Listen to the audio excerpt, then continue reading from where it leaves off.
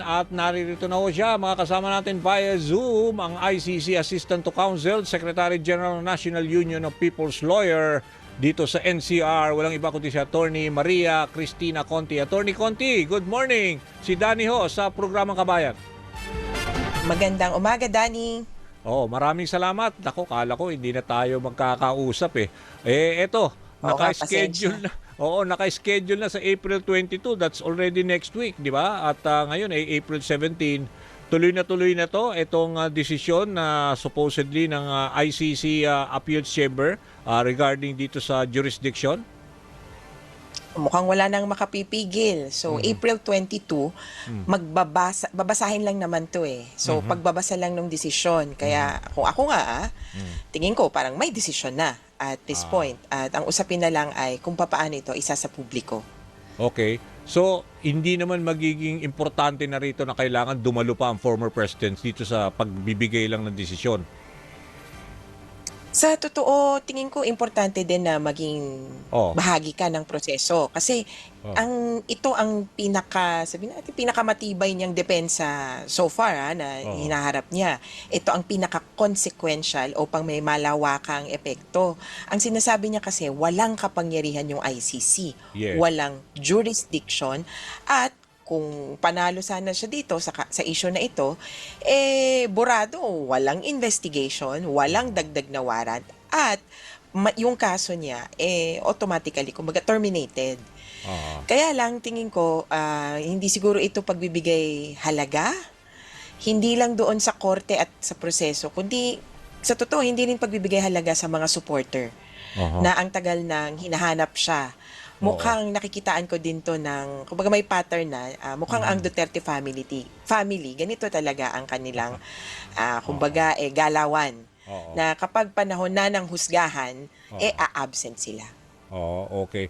Pero pag ganito mga decision lang na mangyayari, ipapalabas lang, do we have, ikaw, in your case, you don't have to be there, present, no? Physically, hindi na kailangan. Hindi naman po.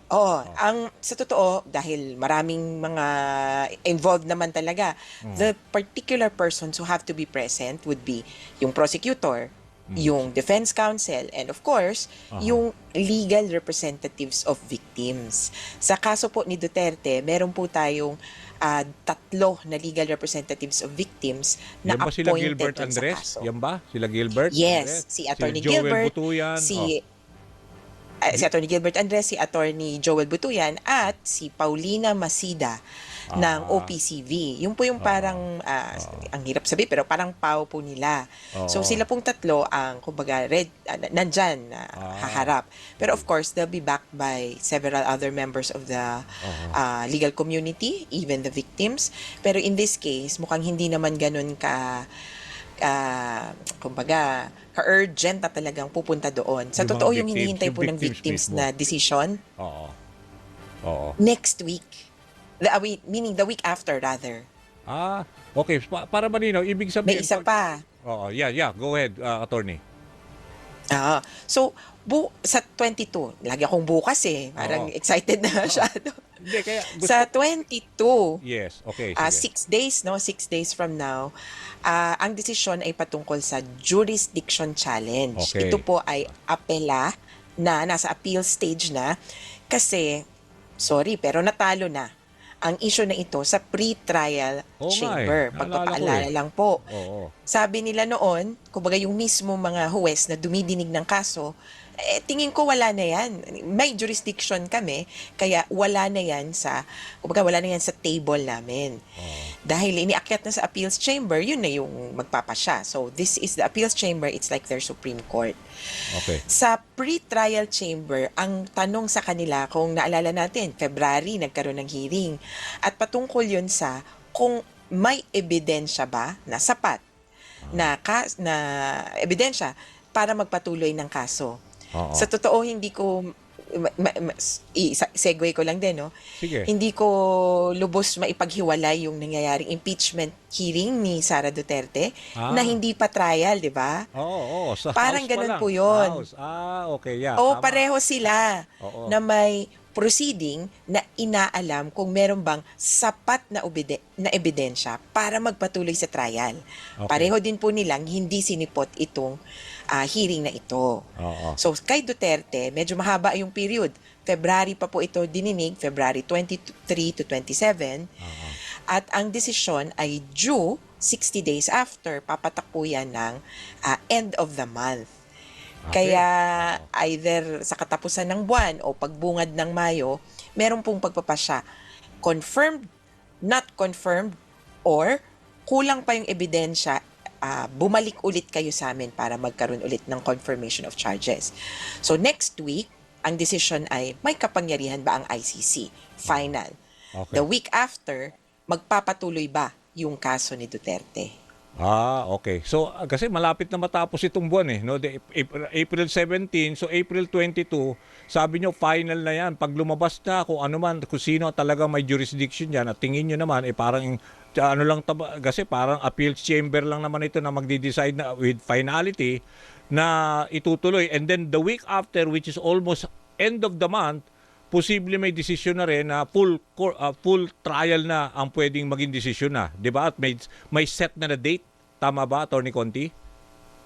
Opo, syempre ang date kasi parang deadline, kaya pwedeng on or before. Kaya sabi namin, pwede ding mas maaga. At may isa pang layer kasi hindi ba napapansin natin hindi kaagad public yung mga dokumento ng ICC, redacted, merong antagal pa bago i-publish. May ganun pa na pwedeng kung sakali na isubmit na sa korte pero hindi pa isinasa publiko. Kaya yan po yung inaabangan ng mga biktima kung kailan i-announce, kumbaga yung decision. Yung decision next week, may hearing.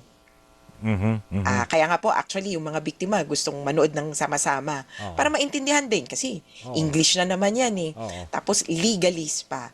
Pero the week after that, yung pong end of April, baka publication na lang ito. Wala nang hearing na ipapatawag. Yung ano ba, Attorney, yung public hearing sa April 22, ilalabas na yung decision nga sa jurisdiction, yung challenge, no? Will this be live stream?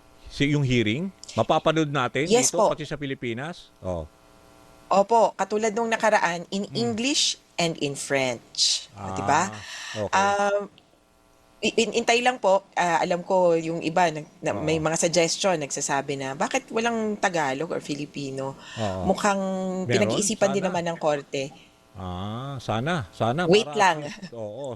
Oo So nga, may- no? Filipino. At actually, may isa pa. Hindi lang Filipino yung, kung napapansin natin, meron silang announcements. Hindi lang Filipino yung kasabayan, pati Cebuano. Aba, okay, Kaya dyan po maganda kami yun. Oo. kind of excited na, sige nga, kung nagkaroon ba ng ganyang public request, public demand, kumbaga, magkakaroon ba ng opportunity? Intayin lang po natin. Pero sa ngayon, English at French, live streamed on the YouTube, Facebook, and websites. Website, ano ba ito? Parang may channel ba doon, di ba, sa website ng ICC.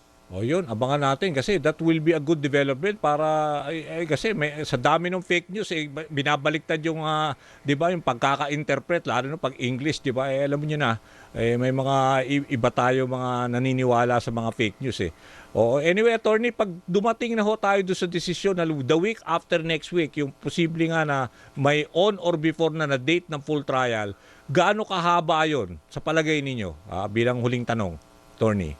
Yung trial. Oo. Yung ba, kailangan ba, obligado ba kung saan dumating na tayo sa punto, obligado ba kailangan humarap doon si former President Duterte?